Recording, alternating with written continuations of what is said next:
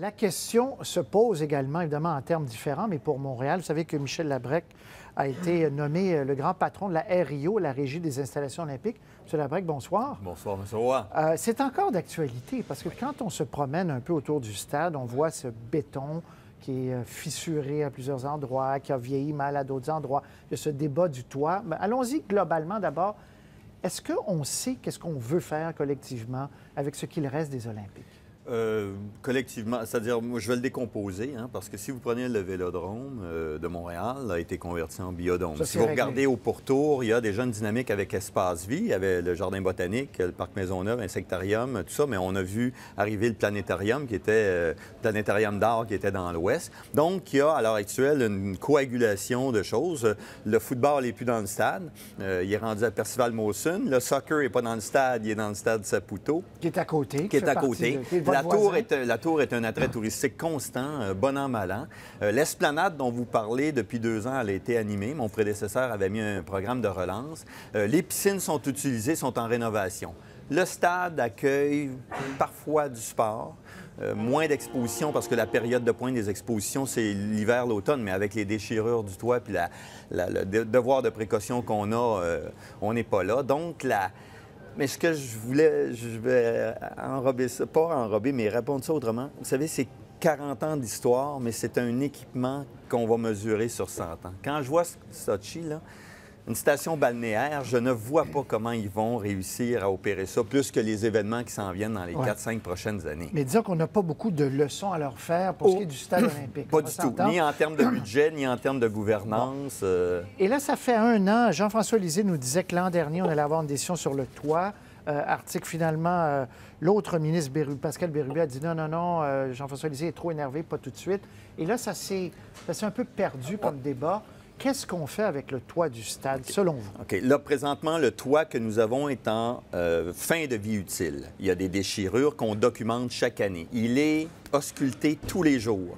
Il est ausculté à fond 2 fois par année et il y a un audit de génie aux 5 ans. Donc, il est très sérieusement suivi.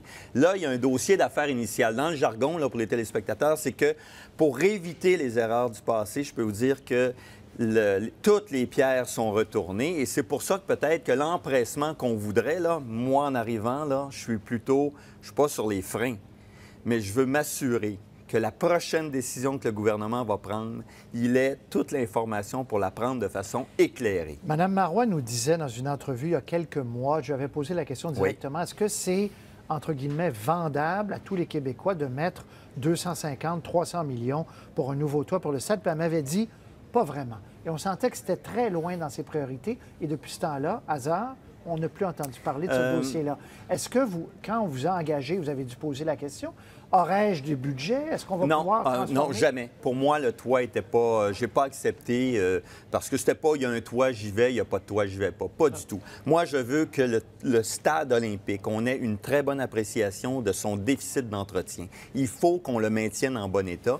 Puis pour la toile, je veux que nous soyons intellectuellement bardés pour que le gouvernement prenne une décision. Si on fait un toit qui coûte tant, comment d'activités supplémentaires on va pouvoir amener? Combien de revenus supplémentaires on va pouvoir amener? Mais ces travaux-là n'ont pas été faits déjà? On a fait une présentation à Québec, les gens qui vous ont précédé à la RIO. On n'a pas déjà toutes ces données-là? Oui, mais c'est un processus. Il y a Infrastructure Québec, vous vous souvenez peut-être. Le gouvernement, suite à des dérapages dans des projets en termes d'envergure, de budget, de délai, a décidé d'imposer un chemin très, très ponctué. Dans le meilleur scénario possible, on sait qu'en 2017, on va fêter le 375e de Montréal. Dans le meilleur scénario, est-ce qu'on aurait un nouveau toit, un nouveau stade revampé pour 2017 ou c'est illusoire? Difficile. Au moment où je vous parle. J'ai une journée dans le corps, là. Mais je pourrais vous redire ça, mais pour l'instant, ce que j'en vois, là, les étapes suivantes, difficiles, mais possibles. Si le dossier tient vraiment la route. Pour moi, pas question que nous refaisions une erreur dans la décision économique d'aller de l'avant. Parce que la question que les Montréalais se posent et que les Québécois se posent, c'est est-ce qu'il y a un avenir vraiment pour ce stade-là? Et si on répond oui, ça prend un toit rapidement qui est fonctionnel pour qu'il y ait des événements pendant l'hiver. Ce qui n'est pas le cas. Dès qu'il y a de la neige, on ne peut plus être là. Regardez, le stade, là, on ne démolira pas. En tout cas, pas sur mes 5 ans, puis pas de votre vivant. Il n'est pas question qu'on fasse ça. On n'a pas sué sang et eau là, pour payer ça. Là. Il est magnifique, le stade. C'est pas un stade américain qu'on démolit pour en construire un autre. Fait qu'on va le garder, on va l'entretenir, on va le protéger et on va s'assurer que si on met un toit, on prend la décision en termes d'envergure, de budget et de délai pour que le gouvernement prenne une décision que tous les Québécois vont partager. Monsieur Labrec, c'est fini, mais excusez-moi, vous dites, si on met un toit, quel autre scénario peut exister une jachère, sans toit? Une jachère, c'est-à-dire qu'on démonte le toit quand il va être complètement fini, on l'entrepose, on hiverne, puis on prend un cycle d'un certain nombre d'années pour se reposer la question. Comme il a été pendant 10 ans, le stade n'a pas eu de toit pendant 10 ans. Entre 1976 et 1986. Pas d'événement l'hiver, pas de baseball, mais l'été, qu'au printemps, il y a de la neige encore. Oui, mais là, il y a des matchs qui s'en viennent, mais les matchs après du football pourraient se tenir là. Donc, la période avril-octobre est encore opérationnelle. Donc, mais disons que le meilleur potentiel pour aller chercher des grandes expositions, des grands salons, puis tout ça, c'est bien évidemment avec un toit. Je m'attendais à ce que vous me vendiez ça plus. Vous dites, on doit avoir un toit, puis je vais aller à Québec, puis je vais l'obtenir. Pas aujourd'hui. Vous êtes plus prudent, puis... Oui. Parce que si vous entendez, ils vont dire, bon, on n'en fera pas de toit d'abord. Regardez, on va leur donner les données pour qu'ils prennent une décision. C'est beaucoup d'argent, mais en même temps, si on va chercher des revenus supplémentaires, ça peut se justifier.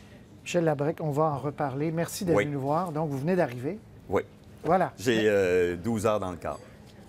Vous êtes découragé, donc merci.